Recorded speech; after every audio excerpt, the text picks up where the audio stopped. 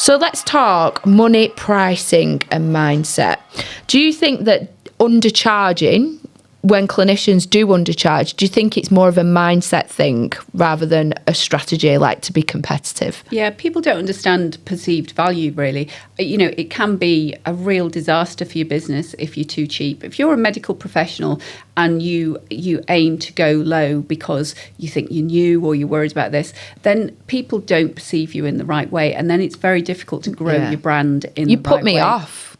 But more importantly than anything else is that if you can't afford to be cheap, don't do it. What is the point in being a busy fool? There is no point in business. And, you know, this is where offer culture is a real problem in aesthetics. People feel the need to offer offers all the time and discount. But ultimately, if it's turning you into a busy fool, why do it? And I see this often after Black Friday. People put Black Friday offers. And they put these ridiculous offers on. And then they post saying, oh, I'm so busy in December and blah, blah, blah. And I look at them and think, yeah, but you're so busy and you've knocked 30% off or 40% off some of your treatments. You're having to do 40% more work to make the bottom line. Effectively, you're absolutely exhausted by the time you get to Christmas and you've gained nothing. In fact, you've probably lost money in the end because, you know, there's no way that you can be profitable with those sort of discounts in your business. So what's the point? The point would be to try and aim for a higher average sale. If you don't have as many customers at the higher average sale, it doesn't matter because you're getting more money for each customer that's coming through the door. You've also set your brand out at that level and you can grow from that level and gain more of those type of customers coming into your business. Whereas, you know, if you're going for the £99 offer, I mean, this must drive you mad. Oh, it drives me insane. Me absolutely mad when I see these companies shouting on social media about, you know, run these adverts and put this offer on and get all of these leads into your business. And I go, what's the purpose of it? Because if you're putting on this £99 offer and you're getting all of these leads, most of these people aren't interested anyway. So you can spend a long time contacting them or paying companies to contact them, and most of them don't turn into leads. And then the ones that do come in, if they're only wanting to spend £99 on price something, shoppers. You know, they're just price hounds and they won't necessarily convert even when they're sat in front of you. No. You will really struggle to upsell them to anything else. And also, they won't come back to you because they will be looking for the next offer. Yeah. So it's a lot of money out there on adverts. It's a lot of money on paying for somebody to facilitate them, or a lot of your time to facilitate those leads when they come through. That's the problem. It's a nightmare. And people do it all the time, though. They get seduced by that idea. Oh, I see it all the time. Like, we'll get you 100 leads into your clinic every week or month. And the problem you've got is 60% of them leads will be rubbish quality leads. You're better off having a quarter of the amount of good quality leads than, because you've got to follow those leads up. So it sounds brilliant getting 150 new leads into your clinic, and there might be email addresses and telephone numbers, but then you still got to do the salesy bit, because you've got to remember that marketing and sales, this is also not widely understood. Marketing and sales are not the same thing. Marketing is bringing the interest and getting the people interested in your clinic, and then the sales takes over. So when it comes to running those ad campaigns that will bring you 150 leads in, yeah, they will. But then you've got 150 people that your sales team, and for a lot of clinicians, let's be honest, you don't have a sales team. So that is you ringing or messaging or emailing or following up each one of those leads. So how much are you spending on your time following up 150 poor leads when you can do a campaign that brings in good quality pre-qualified leads who are actually interested, and you're not having to follow up 150 pointless leads? It does drive me insane. We can't talk about pricing without bringing in the sort of medic, non-medic, cheap treatment debate that I see so many clinicians get so invested in online.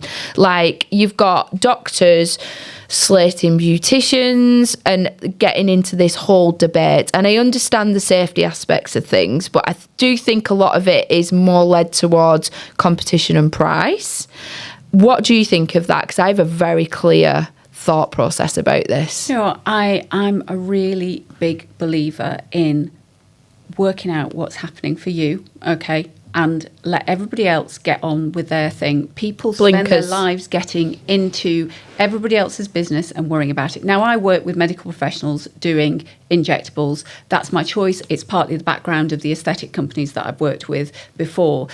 And I also work with fabulous skincare therapists who do great skincare therapy things, but don't do injectables. So, I do my thing. Do you know what, though? I'm really happy to advise anybody in business. I just have a choice about who I particularly work with.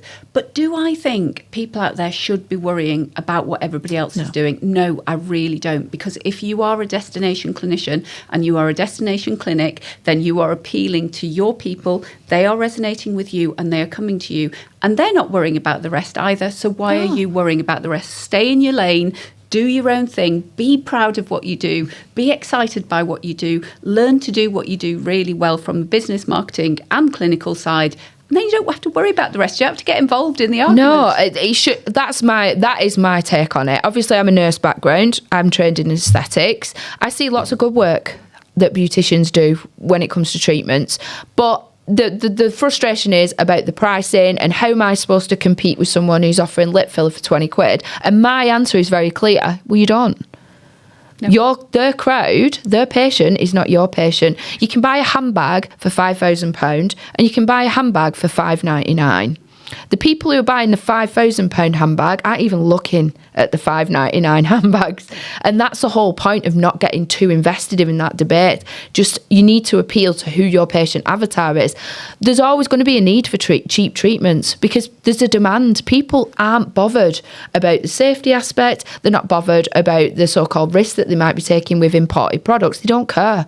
That's why they choose a cheap treatments. But the problem is you're also getting frustrated and looking and trying to compete with them. They're not your market. You need to forget about them.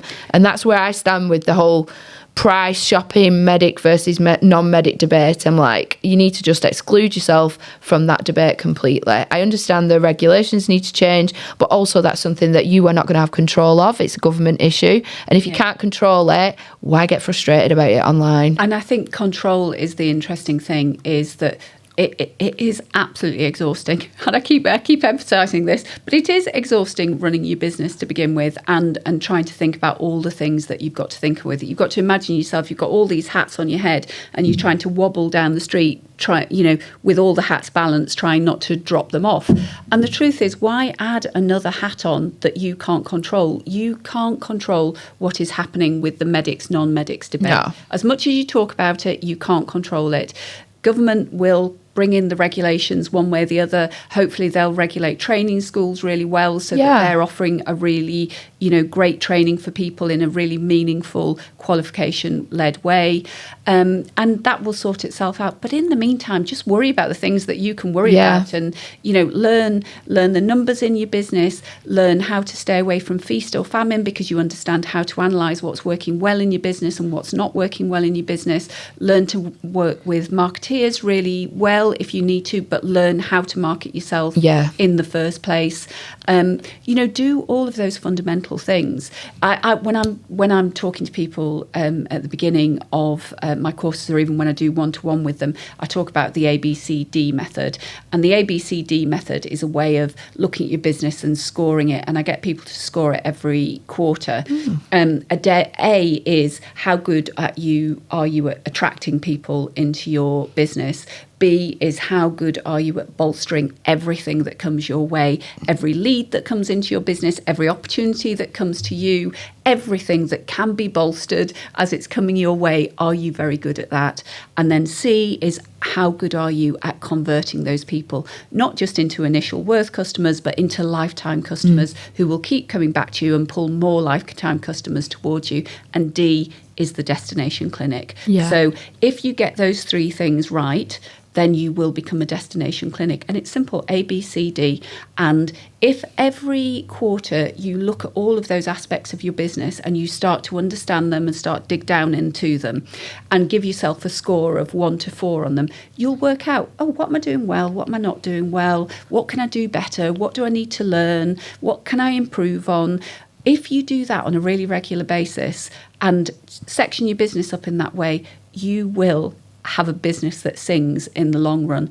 but you have to keep doing it. You have to keep putting the work in. So what would you advise to clinicians or clinic owners for when the business goes quiet and they're like, they start to panic, and they're like, because they will look online and they will see other people saying, oh, busiest month ever, which happens, which I do think a lot of people lie. Yeah. But what would you say if they're at that point where they're thinking, God, my diary's not even 25% full? What do they need to think about then? And that, that is super hard, because I do think there's smoke and mirrors that come on. I think there are people who say that perhaps they are busier than they are, but I think there are also people out there who are genuinely busy all year round. Yeah. But that's often because they're quite an established business and they have learnt how to do business well, how to sell well, how to market well, how to put all of those things together in a combined way. They've got a lovely split between returning clients every month and new clients, and so it all balances out. So there are genuinely people out there who are doing well, no matter the economy or anything else that's going on. But if you're the one that's just in the first kind of period of business, and when I say the first period, I work with people from I work all sorts of established. I work with growing businesses as well, that have been in business for a while and want to go to the next stage. But a lot of the businesses between 1 year and 5 years all have similar type problems, is the fact that they don't understand what makes their business work and what doesn't make it work. So when it's working, it's happy days. Oh, it's working, I'm not going to analyse it. And when it's not working, they've got no clue why it's not working, because they haven't analysed it. So what you need to do is you need to look at your business and think, what have I done in the past that has appeared to bring me in leads? That do has like a business audit. Yeah, exactly. What has worked? And I'm going to do more of that. And then you have to look at, what have I done that hasn't worked? Now, social media might well be one of those. I mean, we both know when you look at the amount of leads, when you actually audit not from us, but from some of the big marketing platforms, they will do audits and things, and they will see, reports. Generally speaking, in these reports, what percentage of leads do you get from social media? Around 10%. Yeah, exactly. And yet people will spend 80% of their marketing budget and 80% of their time doing social media marketing, thinking that will bring the leads in. Often it's a great shop front, but it doesn't bring them millions of leads in. So if you're having a quiet period and you're thinking, but I'm smashing it on social media and I'm doing all of these great things, but I'm not getting the leads, then I'd say, right, well, look at that. If that's not working for you, you need to move on to other things. Are you doing email marketing? Are you getting out there and getting a reputation in your local area? Because you still do get referrals and word of mouth. You can join local business groups. You can collaborate with businesses. You can go in, talk to them. They're all small businesses. Go in and talk to them about it. And then you can collaborate online with them. It doesn't just have to be collaborations in your local area, but you can do events with them, you can do competitions with them, you can make a noise, and a lot of that doesn't cost you a great deal of money, but actually it affects people who are around you at the time. And so don't put all your eggs in one basket. Don't say, I'm going to try that one thing and just do that. Get your multiple layers of marketing going. And I find this, like, when it comes to marketing, people always, the main thing, always social media. Everyone thinks it's like the unicorn that vomits glitter that's going to be amazing for the business. First thing is always social media. And then when you introduce them to other avenues of marketing, they're like, well, I've tried that and it's not worked. No. And you're like, right, this is where volume comes in. You might have tried it once. You need to try it lots of times. You need to try different versions of, like, for example, ads.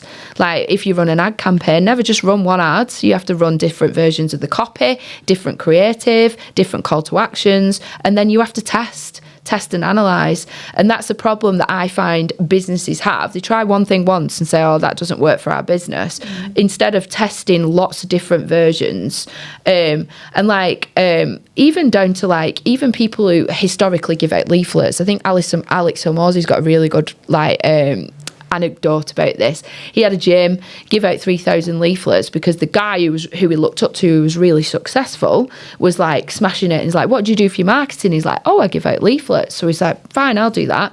Printed off 3,000 leaflets, sent them out, only got 2 or 3 bookings. And he went, that doesn't work. And the guy went, how many leaflets do you put out? He went, 3,000. He goes, oh, we put out 3,000 a day, and we use two or three different types of leaflet, and then we get them to bring the leaflet into the gym, of which they saw the offer, and then they get the discount with the leaflet. So then we know which leaflet works best, and then obviously because they're doing the massive amount of volume, they get more people in. And that is marketing in a nutshell. You can't just do it once with one version of it and say it doesn't work. You've got to test.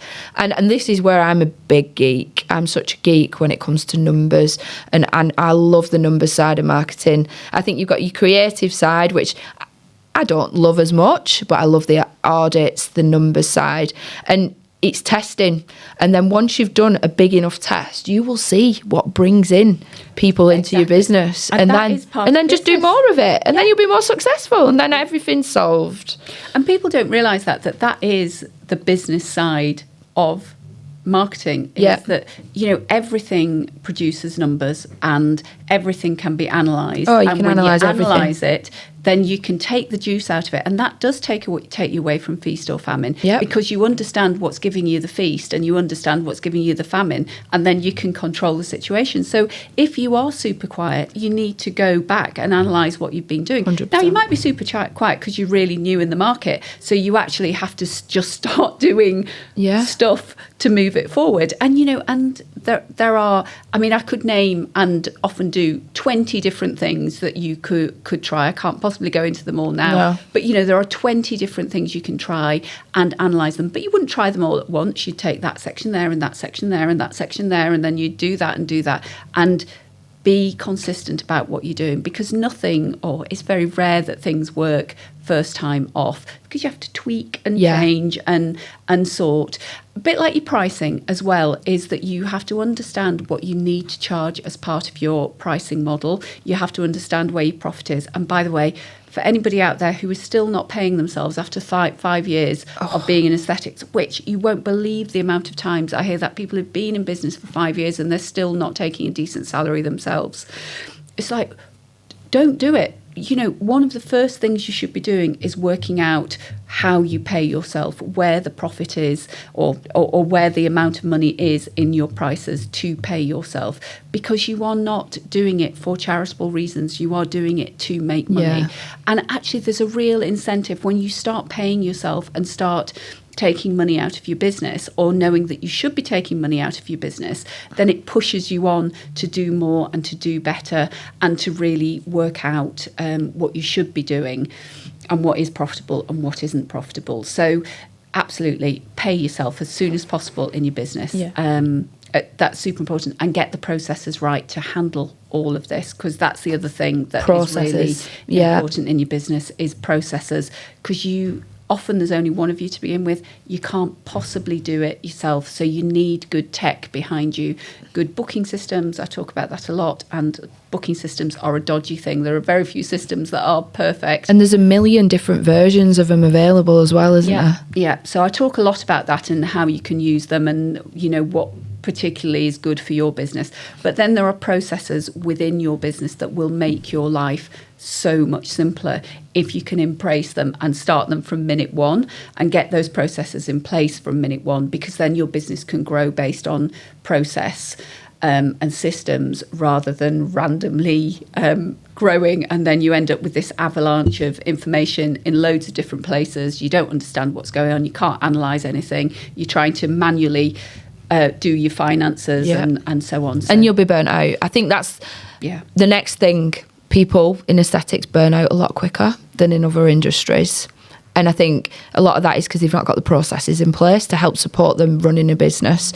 Do you find that most people, when they do get in contact with you, it's from a place of desperation because they are burning out? Yeah, I think people get in contact with me because they realise that they either realise that they've done so much practical training, and, you know, it doesn't matter how many more skills you learn. If you've not learnt to sell the ones, you know, that you originally had, then there's no point in adding more to the pile. That's not going to, just because you suddenly become able to do advanced Botox doesn't mean you're going to be able to sell advanced Botox if you weren't selling skincare. Yeah, exactly. So, you know, they often come to me because they, quite late into the process, realise that they wish they'd learned the business skills and they understood the fundamentals of marketing, so they could start to do that well in the beginning. And so then they backtrack. Some people, brilliant people, I love them, come to me when they're just starting up a new business and they go, no, I want to start it right from minute one, and I embrace you, I love you. Come and chat. But that's probably because they have done some level of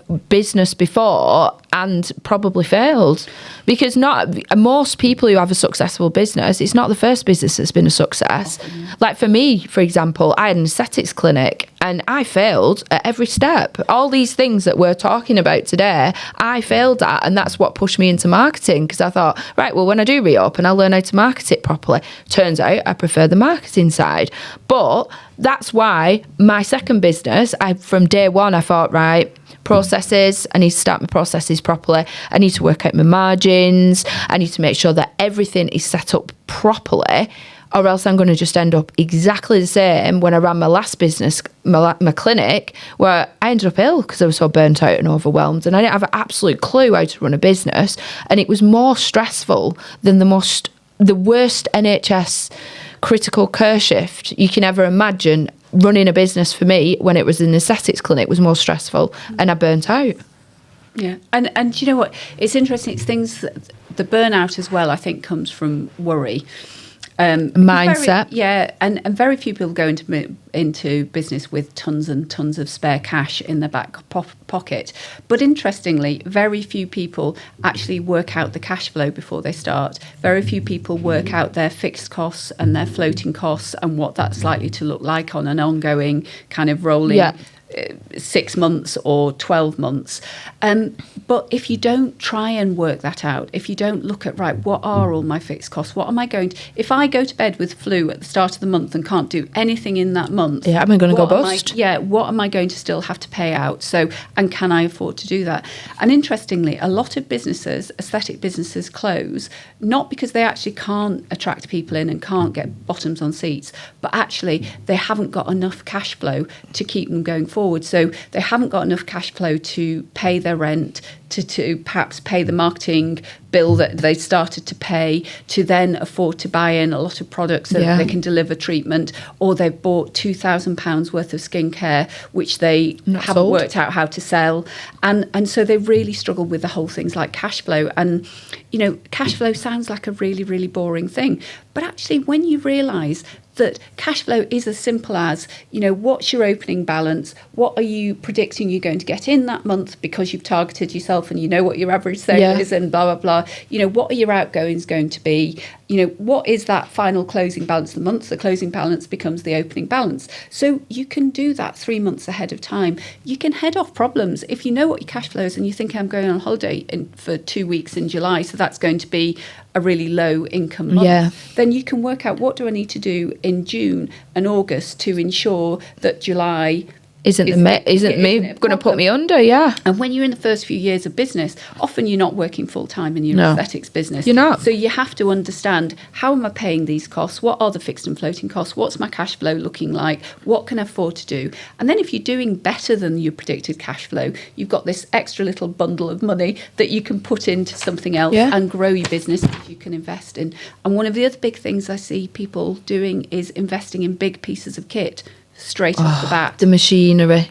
It makes me want to absolutely scream, because I think it's again that mindset of, instead of dealing with the problems in the business, which is like cash flow and like not knowing the profit, they think again the answer is another treatment to offer, because that's going to attract more people who are going to pay more money for it, because the machine was 10 grand, but you can charge £1,000 per treatment, and I'll definitely get them in for that because everybody wants this treatment. But that's not the case. No. Instead, just deal with the problems. And it's not that I think devices are a bad thing. I think, you know, in the long run as a growing business, they can be a good thing, but you have to understand what all the cash flow is with all of that, and can you afford it, and can you buy the machine, and how long will it take you to get the patients in, and how many patients do you need to pay it back, and how long, over what period of time are you going to pay this device back, and so on and so on. And again, none of that is rocket science, but you do have to sit down and think about it, and you have to learn to sit down and think about it. You have to learn to analyse your business from month to month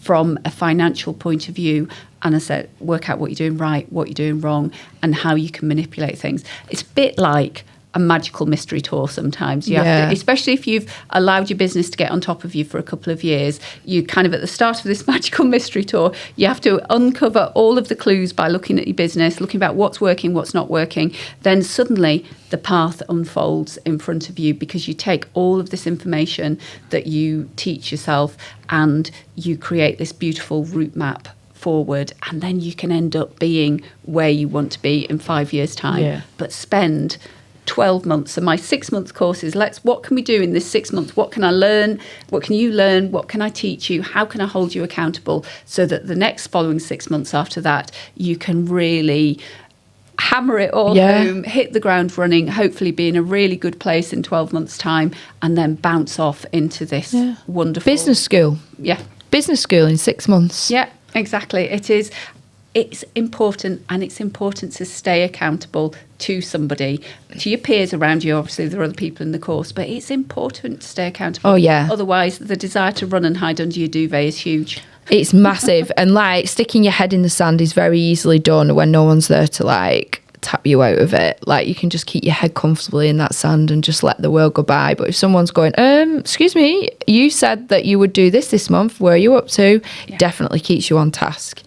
The future is the aesthetics industry. Obviously, trends go in and out.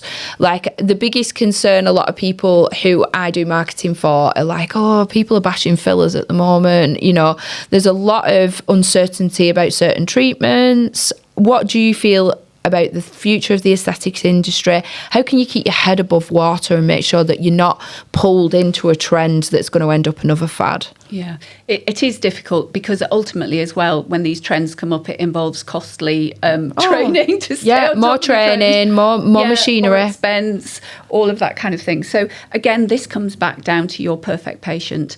Your PPP, your perfect patient persona. Yeah. Because what do they want? What are they looking for? That's what you have to stay on top of. And you're right. I think filler sales are down. But the truth is, filler still is a fantastic treatment for the right people, and there aren't many things that replicate what filler does in that particular arena. But there will always be new trends. There will always be new, devices. There's Morpheus, and then there's the Morpheus 2 machine, then there's this, and then there's HIFU, and there are always things that you can hop onto the bandwagon of. And you know what? Interestingly, there will always be clinicians who are very experienced who are for and against it. So you will hear all of that, and then that all becomes very confusing. And it can be confusing if it's confusing for you as a practitioner about what is a good treatment and what's not. Imagine how your patients feel. Yeah. And that's one thing I'd look at with people is what does their treatment menu look like? Because a lot of people will have 5 or 6 different skin boosters on their treatment menu. Oh, yeah. And I go, okay, I understand that you've trained in all of those, and I understand that there is value in all of those. But if you've got 5 of them on your treatment menu and you have to explain to somebody who's sat in front of you which one is the best for them, but perhaps they could have this one or perhaps they could have that one, that's very confusing. There's not much certainty around that. So in fact, you're actually better off having a smaller treatment menu, certainly to begin with when it's just you delivering the treatments, and being able to talk really knowledgeably and passionately about less things, and then you can sell that in a meaningful way because you're only selling things that will be beneficial to people, and that's so much more convincing. And actually it's easier to make a sale because somebody really knows that you're being passionate and honest. So treatment menus are better off simpler rather than overly complicated, and don't worry about new trends. If it's something that you totally excited about, then by all means go and find out more information about it, but don't rush to hop on the trend. You don't need to. No, well, so you've mastered the technique. So I'm going to, this is more like, if we can like summarise each thing we've talked about, because there's a lot there and people are going to listen to that and they're going to go, oh my God, so the first thing is, we talked about doing the training and coming out feeling completely overwhelmed. So you've mastered the technique, but you feel stuck in your clinic. What is the 3 practical steps that you can do to build momentum after you've finished your aesthetics training from a business perspective? So, to launch a business? Are we talking about a new, so you've just clinic? you've come out of doing the training, you've started up in your clinic, and you've mastered all your techniques, so you're a confident injector, you're happy with the standard of like procedures that you're doing, and you now wanting to like transition into like building your aesthetic, really building the business behind it. 3 practical steps that if you were to go away tomorrow and do would be the main thing to build momentum after finishing your training to start in that clinic. So the 3 things that I would suggest that you do after you know who your perfect person is, you know who you're offering, and you've got the right location to offer it in. So that's great. Yeah, you've got you. Yeah, so then understand what the processes are to getting to route to market. So what if you had to pick 3 points of marketing, what are your 3 points that you would say to people? So obviously hop onto social media because it's free. the important thing. Exactly. And you can go into all the Facebook groups and you can communicate with people and do engagement and all of that kind of thing, and it's free. Yeah. Google business profile. You absolutely need to sort out your Google business profile because it's free. Yeah. And you can optimize it, you can change photographs on it, you can put videos on there, you can put your booking link on there, you can do all of that kind of thing. So those 2 things are really important. And think about email marketing sooner than most people think about it, because you can create free PDFs, put them on your social media profile, people can download them, you can collect up email addresses, and then you can start that touch points going forward to try and entice people into your pot. Obviously, I'm assuming at this point you've already got a website, but don't pay a fortune for your website. I heard somebody get a quote for £13,000 for a website, and they said, is it really what it costs for a website? I went, no, it isn't. Don't pay £13,000 for it. But the truth is there are very big quotes around that, so I'm assuming you've got your website going. But think of 3 areas of marketing that you want to do, and if you've got no marketing budget, then just go for 3 things you can do very inexpensively. And on top of that, start to make a little bit of noise in your own local community, by getting into local Facebook groups there, by offering yourself out as a mini speaker, by talking to other businesses, that kind of thing. So that's what I would do from a marketing perspective. From a business perspective, I would make sure that my CRM is really fit for purpose, and that you can set it up so you can do recalls and rebooks and sending out reviews after people have had appointments, and kind of start tracking your stock on there and looking at little small funnels that you can run on there that will lead to more bookings in the long run. So I would be looking at having a really, really great booking system as far as possible. So they're the main fundamentals to get started, and then after that you can springboard everything from there. And if someone is sat there and they're thinking, right, sales, I need to start thinking more as a business and start that sales I need to learn how to sell within my clinic. So they've come to you and they've like, right, I need to learn how to sell. What are the main sort of hints and tips would you say that they can do tomorrow to learn a little bit about sales? So change your mindset around sales. Sales are not seedy.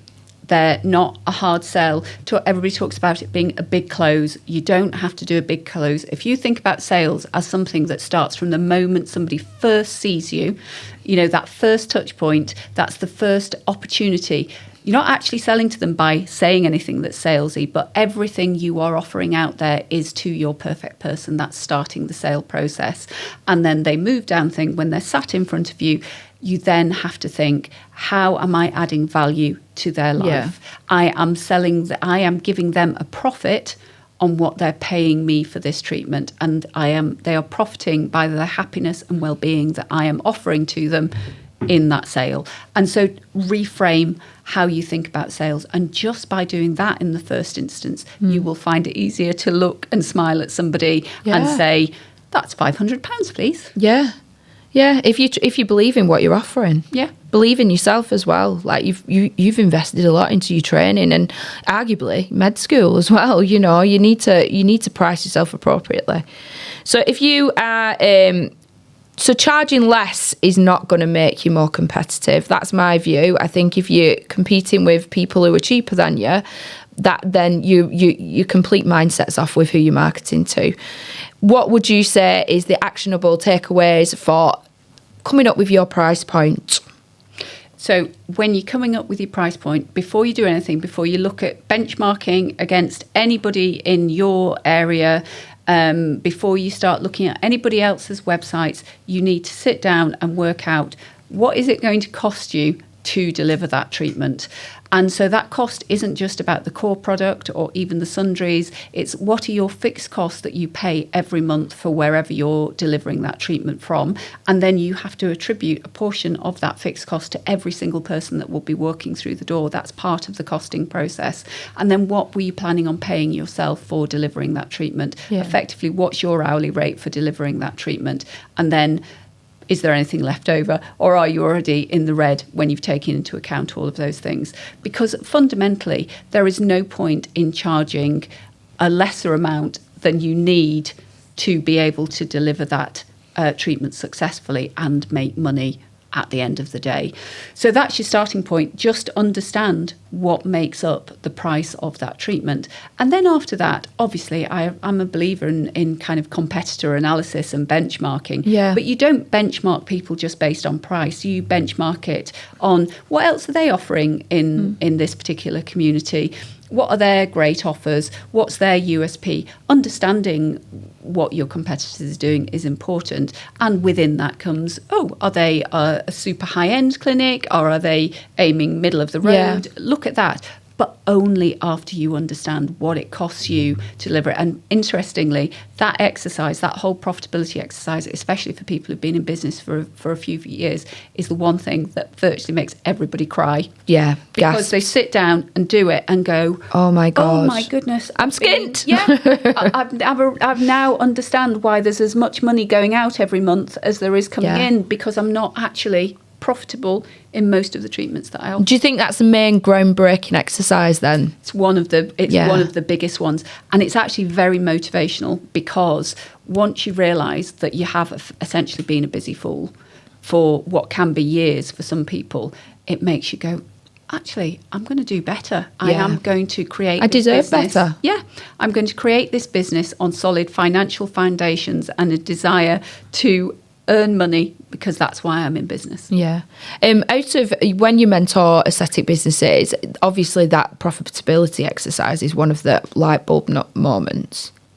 But what would you say is like another one of the light bulb sort of what exercises in the mentorship would you say are the ones that really shock people and they come away and they're like, wow, I didn't realise that either I weren't earning as much, or what are the ones that really make them go, I need to do better? I think the profitability exercise is a really important one. Interestingly, I don't do that straight away with people. And the reason I don't do it straight away is because I need to help people build up some resilience around running a business Mindset. first.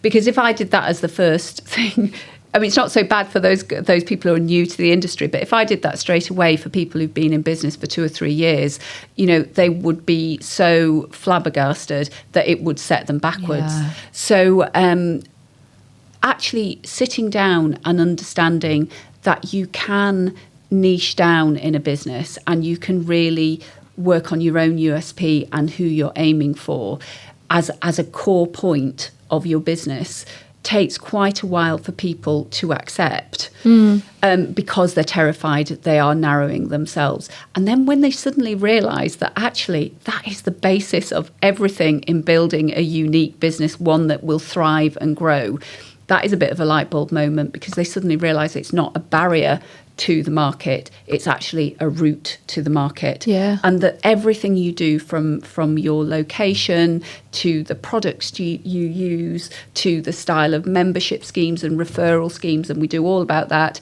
but all of those things are actually come from what are you offering and who are you offering it to, and what makes you the destination clinician that somebody else isn't. So that's always a big light bulb moment. And quiet periods, and they're not failure. If you were, so it's a quiet period within clinic, what would you say they need to be doing in that time where they're not hands-on busy, they've got time to look and work on the business? What would you say is the best way they can spend that time? So interestingly, I say to people when they say, it's really, really quiet in clinic and I've not got leads coming in, and I say, what have you actually done today to get a lead? Yeah. So I'm not saying, not which kind of spreadsheet did you fill in? What social media post did you do that's very true? What did you actually do today that is going to generate a lead? Yeah. Did you do an email campaign? Did you do a text campaign? Did you go and do direct engagement on social media with people? Did you go out and collaborate with your local gym and offer to do an event night for them where you were doing some live injecting? Yeah. What did you actually do today? And funny enough, when I say to people, what did you actually do today? Well, they look at me and go, nothing. Yeah, because they have lots of things in their head and they think because they're doing a bit here and a bit there, that's going to work. But for a period of time, you have to do something every day that is a lead generating exercise. And people don't understand what lead generating actually means. They sort of just expect that posting on social media before and afters is going to be lead generating, and it's not. It's about maybe running an ad during your quieter times, because then at least then you can look at the analytics behind it and see what actually does work when it comes to running ads for your clinic. And like doing any marketing at all, any marketing is better than doing no marketing. But the more marketing you can do and you can mix up into different avenues of that marketing, then you can analyse the data and see what actually is bringing people into your clinic. Yeah. That's the difference. And like not just doing an ad once and going, oh, it didn't work. Mm. And then at least then if you've got the follow-up behind the marketing as well, where you've got time to contact the leads, then it is the best time to do marketing when you're quiet. Yeah. And things like, marketing to your, people say to me, how do I make sure somebody stays a lifetime customer? And interestingly, a lifetime customer doesn't mean a forever customer. No. It just means somebody that probably comes to you for 3 to 5 years afterwards. But I said, actually, do you know the reason why most people leave you? It's not because you're a bad clinician or your service has suddenly gone downhill or they don't like your clinic. They have left you because they perceive that you're indifferent to them. Yeah. So it's a bit like when you've got an insurance policy and you might have had it for 3 years with the same company. Oh, they've never caused you any problems. Yeah, but you realise that they're offering all the best deals to the new people coming in and they're ignoring you. Yeah. And so nobody wants to be ignored. So to make sure that people stay lifetime customers, you also have to really nurture your existing customer base. You have to go back to them. You have to stay in touch with them. And you can do that as a way of bringing people back into the fold. If you're having a quieter time, go back and look who hasn't been to me for a while and then get in contact with them. Yeah. There are all sorts of personalised ways of getting in touch with existing clients, and you can do that in a personalised way on a mass basis, or you can do it on a very personalised individual way depending on how many customers you've got on your books at the time. But take the time to either go back to your existing customer base and go, right, who haven't I seen, who's due in, what can I kind of like stir the pot with there, and then do some things that will also bring in new people, so you've got that lovely combination going. And this is where they get social. This is why I always talk about like in marketing intent behind the platform. So this is why people throw all their eggs into the social media basket. Well, number one, it's free, but a lot of people pay a lot of money to get the social media done. But Google, looking search engine, the intent's different. People are looking, they're more in buy mode when they're in Google. Yeah. Think of it yourself. If you want to buy something, you'll go to Google and Google it first before you'll go and scroll through social media to try and find what you were looking for. Yeah. So it's always worth investing in other avenues when it comes to marketing other than Google. And as well, people collect email addresses on these booking tools all the time, and they never email market to those people. It's the perfect ready-made warm audience. They're already invested in your clinic because they've either been to see you or they've signed up for a newsletter. Yeah. They are the best ones to market to because they're already invested in your brand. Yeah. Send them updates on treatment, send them meet the team newsletters, anything that you can, and give them exclusive offers because they're already invested in your clinic. They're the best ones to get on to like being a forever customer, because guess what, they will refer people to you. Of course, absolutely. And it's funny because I talk about text marketing, email marketing, social media marketing, obviously advertising, Google business profile, all of these kind of things. And then people say to me, oh, but isn't email marketing dead? Or, oh, nobody does SMS anymore. I'm saying, no, you hear that on social media from people who are trying to sell something social media. Yeah, so try not to believe everything that you hear out there about what's dead and what's not dead.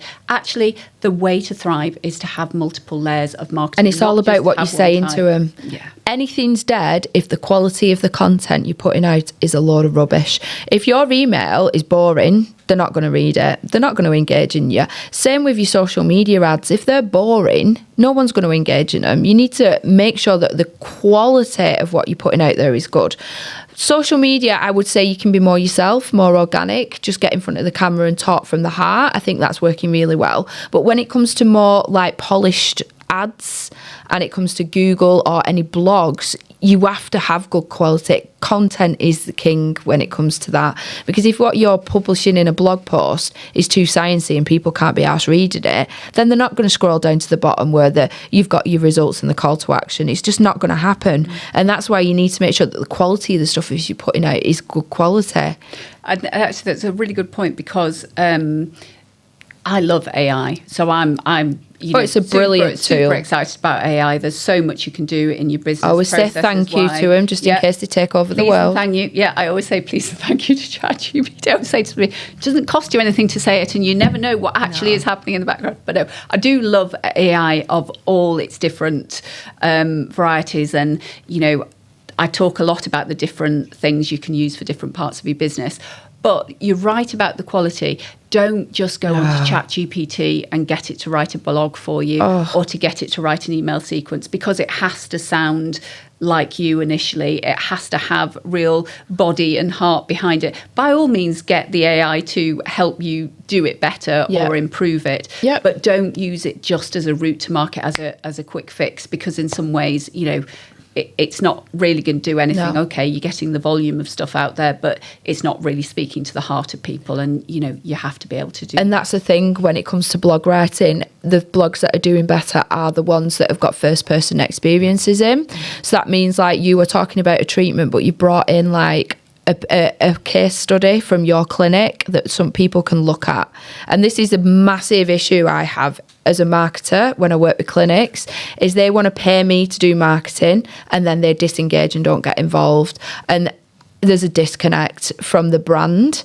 And for some of the blogs that I write, I will send them, like, I'm going to do these blogs for this next 6 months off what they want to push treatment wise.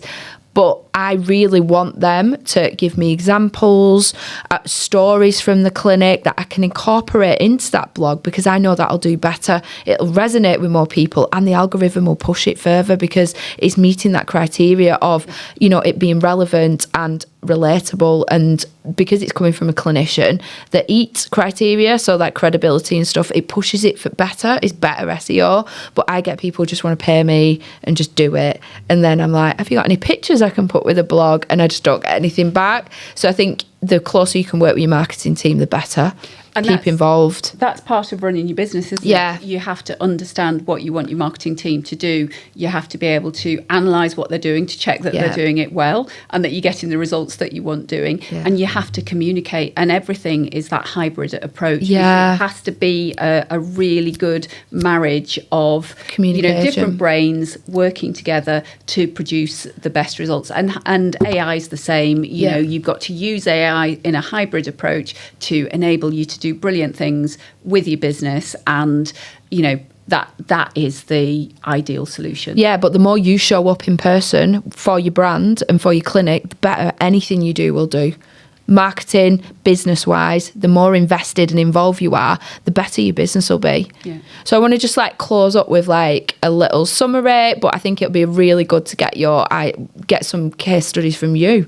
So when you have met or worked with clinics in the past, I want to know how you can tell if they're going to be really successful as opposed to if they're potentially going to struggle in business.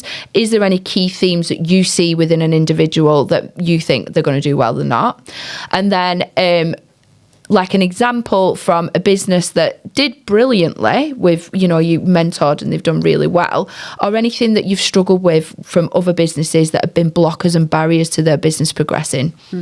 So I wouldn't say I know always automatically who's going to be really successful, but I know the ones who are going to give it a really... What are the traits, the common traits then? It is that just eagerness to learn. Grit. Yeah, it is those people who say, I know nothing, but I'll do it. Tell me, and I'll just throw myself into it. And every week they tip up, having thrown themselves into it.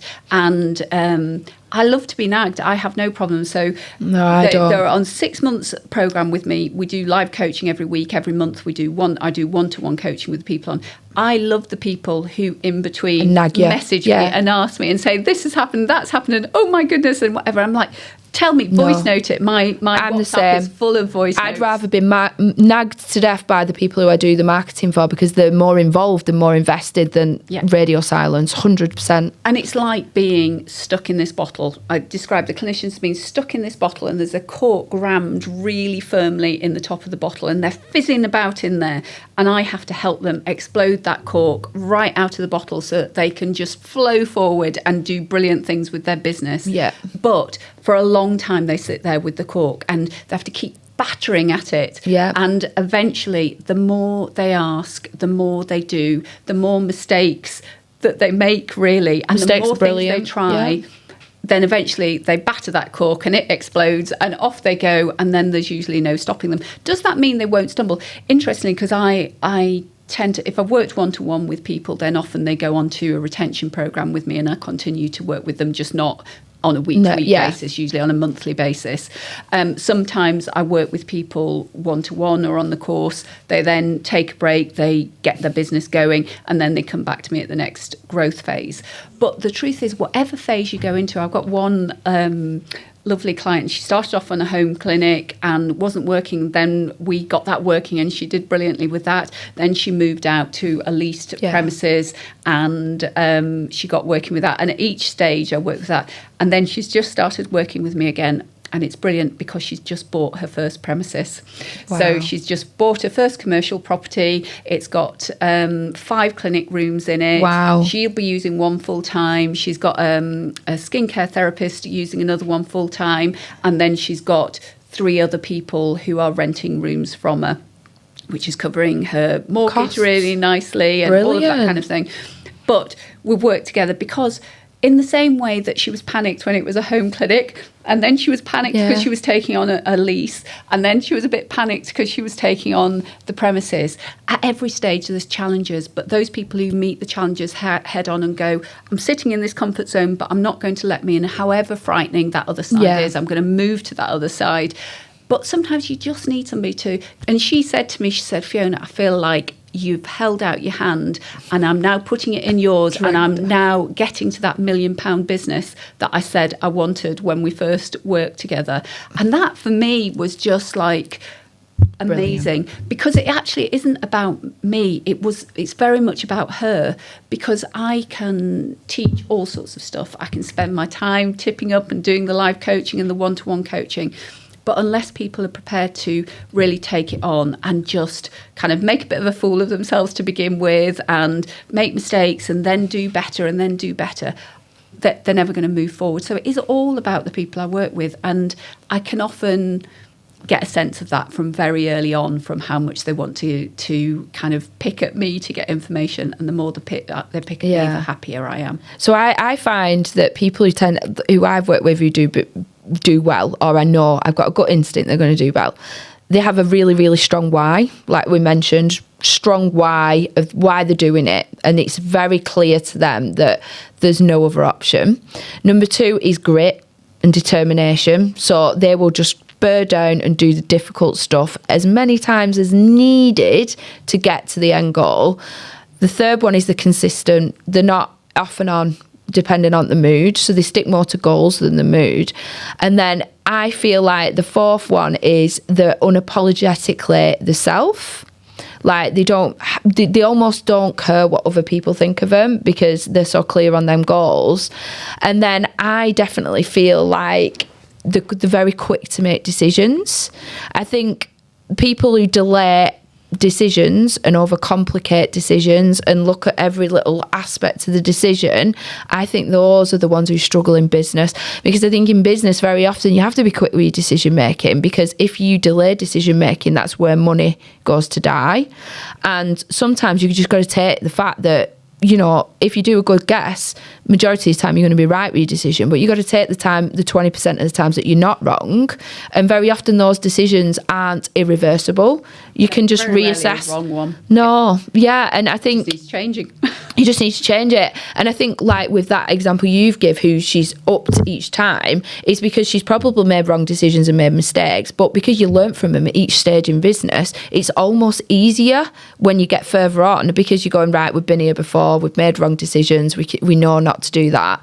And I think that's all you've got to keep doing. You've just got to keep pushing yourself into your business and really gritting down and just going through those hard days, because there are going to be more hard days than good days in the first few years. And I think for her, I think one of the things was that she'd evolved for about 3 years with a home business, not really, just kind of wiping her face with it. And I think once she realised that actually it's very difficult to really do something completely on your own without learning and taking advice. That's why the best business people in the world still have coaches and mentors moving them along, because it doesn't matter at what stage you are, you usually need somebody else to have as a sounding board, or who's got that extra bit of knowledge, who can see it from a different angle.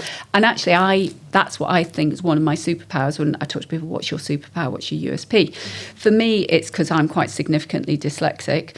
And so at school, I was like, oh my goodness, everything seemed so easy for everybody else. And I knew in my head, I thought, I'm a blooming intelligent. I knew I was intelligent, but I couldn't get it out there. And my son once described it, because he's dyslexic as well. He said, you know what it is, Mum? It's like you've got all of this knowledge and it gets to your elbow and it gets stuck at your elbow and you can't get it onto paper. And I went, oh my goodness, that's the perfect expression, because it does. When you're at school, when you've got something like dyslexia, you go, oh my goodness, why can't I express myself?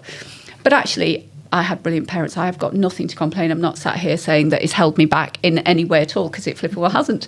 No. But the thing about it is it has made me a problem solver. So for me, if somebody comes to me with a challenge or a problem, I'm like, right, okay, how do we dig deep? How do we find the solution to that? And it's allowed me to look at situations and be tenacious and be determined and say, no, that's not holding you back. It's not holding me back. Nothing's a problem. We're all really, really different people. So whatever these business owners are like, whatever you're like as a clinician, there is a solution to what you want. There is a way forward. And you will have probably come across it before with multiple different clinics. Exactly. And you just have to identify what the possible solution is, and then you have to have the determination to go after that solution. And the solution may be different for different people, but there is always a solution, and you shouldn't be scared of reaching out and finding it. No, 100%. Is there anything you feel like we've not discussed today that you think, wow, I need to get this out? I need clinic owners to know this. This is absolute non-negotiable that I need to tell them. Do you know, the biggest thing is you can be a profitable business. And, if you're stuck in kind of 3K, 5K months and you can't see a way forward, you can go from 5K months to 20K months really easily. And I know easily is such an odd word, because that makes it sound like I'm going, oh, why aren't you doing it now? But when I say easily, it's because you just need to identify what you need to do right, what you maybe are doing incorrectly at this moment, and change it. And then moving from a 5K month to a 20K month is not rocket science. And you can do that part-time to begin with before you've even fully left the NHS. So it's such a profitable industry when it's done right, that you can make really good money. And then once you get from a 20K business, then the world is your oyster, because once you understand what it is that makes your business tick to get to that, then it becomes a time and resource issue of putting time and resources into different places to then take it to the next level. And if you want £1 million business gross, you're looking at earning about 88K a month. Now, when I say 88K, some people go, oh my goodness, that's a huge amount of money. But actually, it's not. Once you've got to a 20K month, then planning on getting to an 88K month is not that horrendous at all. So you just have to plan forward, and everything is possible. But take the first 12 months, plan your 12 months. And get the foundations right. Get your foundations right, and then zoom off from there. Knock that cork straight out of the bottle. Brill. Thank you. So that's a wrap. Thanks for tuning in to the Business of Aesthetics podcast. Hopefully you've got some very good actionable tips that you can take into your aesthetic business from tomorrow.